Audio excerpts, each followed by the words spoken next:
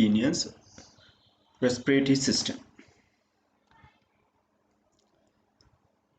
So you can see here, this is the respiratory organ. The gills are the principal respiratory organ, and there are other respiratory organs are also present, which is located in this region that you can see. The darker ആയിട്ട് കാണുന്ന ഭാഗമില്ല, ഇതാണ് അതിൻ്റെ main respiratory organ എന്ന് പറയുന്നത്. Let's see what are the main respiratory organs. So they are gills, ശകലങ്ങൾ, എപ്പിപൊഡേസ്, നമ്മളത് already പഠിച്ചാണ്, Y-shaped structure ആയ epipodes, the gill cover or the branchiosticate. ഗില്ലിനെ കവർ ചെയ്യുന്ന ഈ ഒരു പാർട്ടും ഈ ഒരു ഗിൽ കവർ കണ്ടില്ലേ, ഇതും അതിൻ്റെ റെസ്പിറേഷന് സഹായിക്കുന്നുണ്ട്. ഇത്ര വരെയുള്ള റെസ്പിറേഷന് സഹായിക്കുന്നുണ്ട്. Of these gills are the main respiratory organs. ബാക്കിയൊക്കെ എന്താണ്? Serve as accessory respiratory structures. Accessory എന്ന് പറഞ്ഞാൽ അതിനെ സഹായിക്കുന്നത്, റെസ്പിറേഷനെ സഹായിക്കുന്ന റെസ്പിറേറ്ററി സ്ട്രക്ചേഴ്സ് ആണ് ഈ എപ്പിപൊഡൈറ്റ്സും ഗിൽ കവർ എന്നൊക്കെ പറയുന്നത്, അല്ലെങ്കിൽ ബ്രാങ്കിയോസ്റ്റിക്കേറ്റ്സ് എന്ന് പറയുന്നത്. മെയിൻ ആയിട്ടുള്ള ഏതാണ്? ഗിൽസ് ആണ് റെസ്പിറേറ്ററി ഓർഗൻ എന്ന് പറയുന്നത്. So gills are, and what is the structure of a gills? It's a vascular, means blood vessels are present. Feathery means very soft. Outgrowth from the thoracic appendages. ഇതാണ് അതിൻ്റെ thoracic appendages എന്ന് പറയുന്നത്. These are the appendages. 1, 2. thoracic region appendages ഇതൊക്കെയാണ്. Okay, അതിൽ നിന്നുള്ള ഔട്ട്ഗ്രോത്ത് ആയിട്ടാണ് ഇതിൻ്റെ ഉള്ളിലുള്ള, ഇതിന് കവർ ചെയ്യുന്ന ഒരു ഗിൽ കവർ ഉണ്ടാവും, അതിൽ നിന്നുള്ള ഔട്ട്ഗ്രോത്ത് ആണ് പുറത്തേക്ക് തള്ളി നിൽക്കുന്നത് പോലെയാണ്. These are the gills.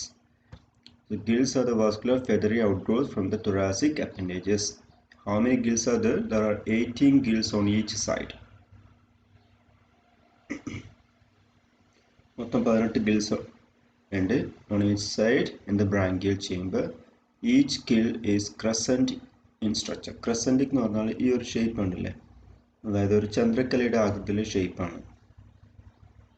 Like this, ഇങ്ങനെ രണ്ട് സൈഡിലേക്ക് crescentic. Now ഇതതിൻ്റെ സൈഡ് വ്യൂ ആണ്. It has a central axis. So this is a axis. ഇതാണ് അതിൻ്റെ സെൻട്രൽ ആക്സിസ് എന്ന് പറയുന്നത്, called the gill axis, from which numerous bilaterally arranged plates called gill lamella arises. അതിൽ നിന്നാണ് കുറേ മൈന്യൂട്ടായിട്ടുള്ള ഗിൽ ലാമെല്ല പുറത്തേക്ക് വരുന്നത്. ഈ പുറത്തേക്ക് തള്ളി നിൽക്കുന്ന ഇത് ഓരോന്നും ഗിൽ ലാമെല്ലയാണ്. ഒരു സെൻട്രൽ ആക്സിസ് ഉണ്ട്, ഗിൽ ആക്സിസ് എന്ന് പറയുന്നത്. അതിന് കുറേ ബ്രാഞ്ചസ് പുറത്തേക്ക് തള്ളിയിരിക്കുന്നുണ്ട്, പ്ലേറ്റ്സ് വരുന്നുണ്ട്. That is called gill lamella എന്ന് പറയും. ഇനി ആ ഗിൽ ലാമെല്ലയുടെ ഓരോ ഗിൽ ലാമെല്ലയുടെയും, ഇതൊരു ഗിൽ ലാമെല്ലയാണെങ്കിൽ അതിൻ്റെ end there are many branches, കുറേ ബ്രാഞ്ചസ് ആണ്. ഇതേപോലെ കുറേ ബ്രാഞ്ചസ് ഉണ്ടാവും. ഈ ഓരോന്നും ചെറിയ ചെറിയ കുഞ്ഞു കുഞ്ഞു ബ്രാഞ്ചസ് ആയിട്ട് കിടാം. ഈ സൈഡിൽ ചെറിയ minute divides into so many branches. So they are called the gill filaments. 3 സ്ട്രക്ചറാണ് ഉള്ളത്: gill axis, gill lamella. Gill ലാമെല്ലയുടെ ഓരോ ഗിൽ ലാമെല്ലയുടെയും ഫൈൻ ബ്രാഞ്ചസിനാണ് ഗിൽ ഫിലമെന്റ്സ് എന്ന് പറയുന്നത്. Each gill lamella is subdivided into fine filaments called fine gill filaments. So this type of arrangement is called dendrobranchia. Dendro എന്ന് പറഞ്ഞാൽ branches എന്നർത്ഥം. Tree like appearance, tree like arrangement. ഒരു മരം എങ്ങനെയാണോ കാണുമോ അതിൻ്റെ ബേസ്, പിന്നെ അതിന് കുറേ ബ്രാഞ്ചസ് ആയിട്ട്,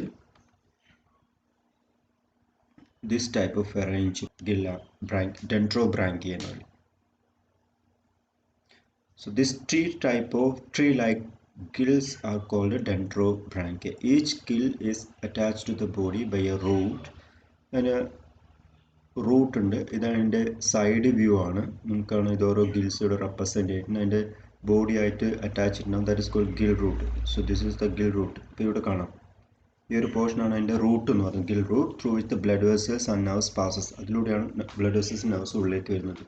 Based on the point of attachment, 3 types of gills are. 3 type gills ഉണ്ടെന്ന് പറഞ്ഞാൽ അതിൻ്റെ അറ്റാച്ച്മെൻറ്റ് എവിടെയാണ് അത് കാണപ്പെടുന്നത്. They are, first one is the podobranch. Podobranch എന്ന് പറഞ്ഞാൽ this is the podobranch. അതായത് അതിൻ്റെ കോക്സൈഡ് മുകളിൽ, പോഡ് മീൻസ് വാട്ട്, ലെഗ്സിൽ അറ്റാച്ച് ചെയ്യുന്ന ഗിൽസിനാണ് പറയുക പോഡോബ്രാങ്ക് എന്ന് പറയും. പോഡോബ്രാങ്ക്. കോക്സയിലാണ് അറ്റാച്ച് ചെയ്യുന്നത്. അത് എത്ര പെയർ? ഒരു പെയറാണുള്ളത്.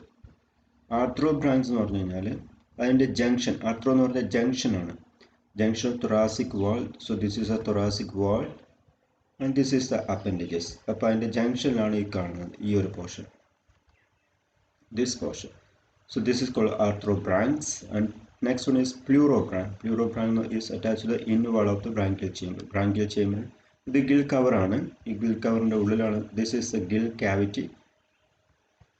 ഇതാണ് ഗിൽ വാൾ എന്ന് പറയുന്നത്, ഇന്നർ വാൾ എന്ന് പറയുന്നത്. അതിൻ്റെ വാളിലാണ് ഇത് അറേഞ്ചിരിക്കുന്നത്. This is called pleurobranch. അപ്പം 3 ടൈപ്പ് ഗിൽസ് ഉള്ളത്: പോഡോബ്രാങ്ക്, ആർത്രോബ്രാങ്ക്സ് ആൻഡ് പ്ലൂറോബ്രാങ്ക്സ്.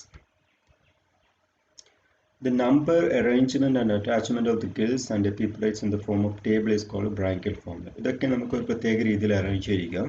ഇതിനാണ് അതിൻ്റെ ബ്രാങ്കിയൽ ഫോർമുല എന്ന് പറയുന്നത്. ഓക്കെ, ടോട്ടൽ 18 ഗിൽസ് ആണുള്ളത്. അത് കൂടാതെ ബാക്കിയുള്ളവരുണ്ട്. അപ്പോൾ ഇവിടെ അറേഞ്ച് ചെയ്തിരിക്കുന്നത് നോക്കുക. ഇവിടെ തൊറാസിക് സെഗ്മെന്റ്സ് എന്ന് കാണാം. നേരത്തെ പറഞ്ഞു തൊറാക്സിക് റീജിയനിലാണ് അതിൻ്റെ ഗിൽസ് കാണപ്പെടുന്നത്. ടോട്ടൽ അതിൻ്റെ ഹെഡിൽ 5 സെഗ്മെൻറ്റ്സും തൊറാസിക്കിൽ 8 സെഗ്മെൻറ്റ്സ് ആണ്. അത് കറക്റ്റായിട്ട് രേഖപ്പെടുത്തിയിട്ടുണ്ട്. ഒന്നാമത്തെ സെഗ്മെൻറ്റ്സ്, 2, അങ്ങനെ 1 മുതൽ 8 വരെയുള്ള സെഗ്മെൻറ്റ്സ് ഇവിടെ രേഖപ്പെടുത്തിയിട്ടുണ്ട്. നോക്കുന്നത് പോഡോബ്രാങ്കിയെ. പോഡോബ്രാങ്കിയ എന്ന് പറഞ്ഞാൽ എന്താ അർത്ഥം? ഗിൽസ് കാണപ്പെടുന്നത് അതിൻ്റെ ലെഗിലാണ്, കോക്സയിലാണെങ്കിൽ അതിന് പോഡോബ്രാങ്കിയ പറയും. അത് ഒന്നാമത്തെ സെഗ്മെൻറ്റ്സിൽ പോഡോബ്രാങ്കിയ ഇല്ല, രണ്ടാമത്തെ സെഗ്മെൻറ്റ്സിലാണ് ഒരു പോഡോബ്രാങ്കിയ ഉണ്ട്, ബാക്കി ഒന്നിലും ഇല്ല. അതുകൊണ്ട് ടോട്ടൽ നമ്പർ പറഞ്ഞാൽ പോഡോബ്രാങ്കിയുടെ എണ്ണം എന്ന് പറഞ്ഞാൽ 1. ലെഗിൽ അറ്റാച്ച് ചെയ്തിരിക്കുന്ന ഗിൽസ് എത്രണ്ണുള്ളത്? 1 ഉള്ളൂ. ഇനി ആർത്രോബ്രാങ്കിയ. ആർത്രോബ്രാങ്കിയ അതിൻ്റെ രണ്ടിന് ജംഗ്ഷനിൽ എത്ര ഉണ്ട്? രണ്ടാമത്തെ സെഗ്മെൻറ്റ്സിൽ 2 ഉണ്ട്, മൂന്നാമത്തെ സെഗ്മെൻറ്റ്സിൽ 3 ഉണ്ട്, നാലാമത്തേൽ 2 ഉണ്ട്.